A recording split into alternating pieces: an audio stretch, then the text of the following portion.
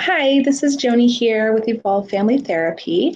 I wanted to tell you guys a story that actually happened about 4 years ago, in which my kid was the screaming one in line at Target.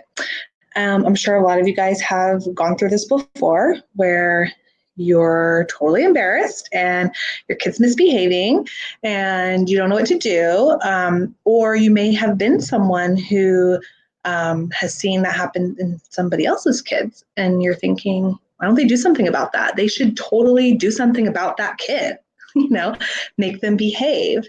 Well, I'll tell you my story so you can understand what it was I was doing and why it worked for me, and why we should be a little slower to maybe judge each other because the parent might actually be doing the exact thing that they need to do. So my son, he's almost 9 now, but when he was about 4 years old, I realized that I had probably been spoiling him a little bit. He'd come to expect that he was going to get something every time we went to Target. He would also want to go get his, go to the toy section first, and then as soon as we were done, he wanted to leave and would complain like the whole time before we got the toy and after we got the toy until we went home. So obviously, I'm having a hard time shopping. So I decide that I have to nip this in the bud. This is like too much. And even my mom, who tends to spoil the kids, even agreed with me when I said, I think I need to work on him not expecting things too much. I think I've been buying him too much. She said, yeah, I kind of noticed that. So I knew it was time to make a change.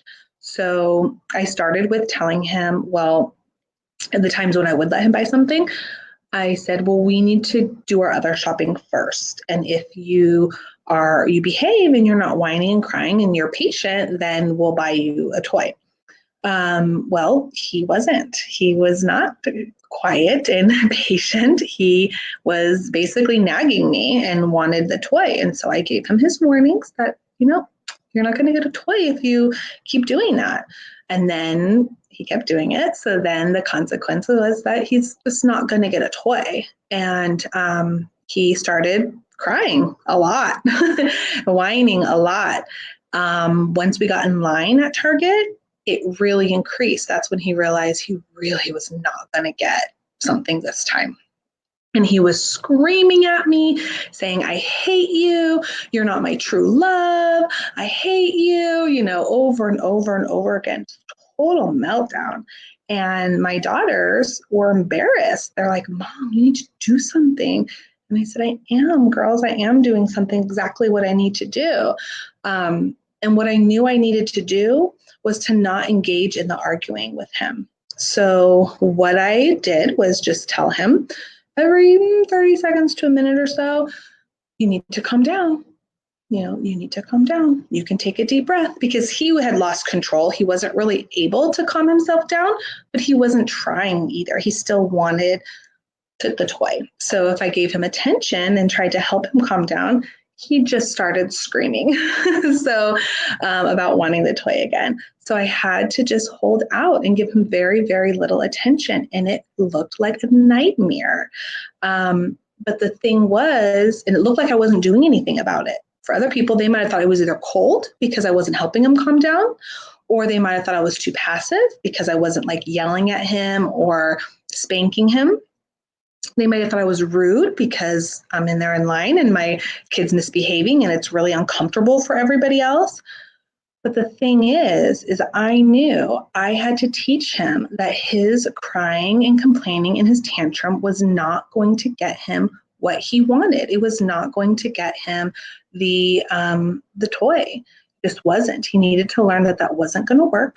And eventually he started getting a little quiet, a little somber. And then I said, I can help you take deep breaths if you want. And then he was finally ready to do it. And this probably happened about 2 times at Target and then never again. So it was maybe 2 really difficult, it could have been embarrassing. It wasn't really embarrassing for me because I was confident. I knew what I was doing. I was like, well, I'm the expert. I know what I'm doing. So if people are going to judge me, that's fine. Maybe they'll learn something. That's fine. I was fine. But 10 years earlier with my daughters, no, I wouldn't have been as confident. I would have been very, very insecure and worried about what everybody thought about me, which I think most parents do, struggle with that. But at this point, I was pretty confident that I was doing the right thing. So it helped me not to be too embarrassed. I mean, don't get me wrong, it was a little bit, but it wasn't too bad. But I had to go through that, but I knew what I was doing, and it was over fast. I mean, that one incident wasn't fast, don't get me wrong, one or two times, but in a couple of weeks, no behaviors. Like, we're done with the whining, done with the crying.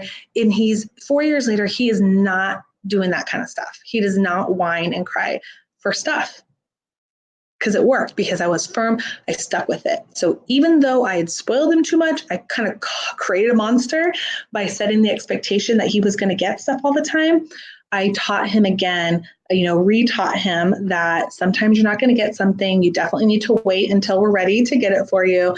And that if you don't, you're not going to get something.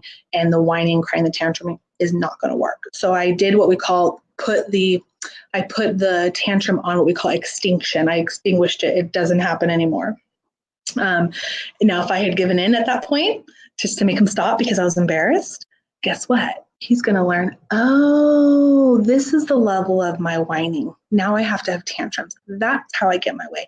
Don't give up. Just keep trying, keep having that tantrum, and the behavior gets worse. So yes, my kid was the one screaming at Target 4 years ago. I apologize to anyone who was there. But I have to say that he won't be bothering anyone else again at Target. So if you guys enjoyed this, like my page, send me a comment. Feel free to contact me, if you need other tips or tricks or anything like that. I would love to hear from you. Or if any videos you guys would like to hear, or would like me to talk about, anything you'd like me to talk about, then let me know and I would be happy to do it. All right, you guys have a good day. Bye-bye.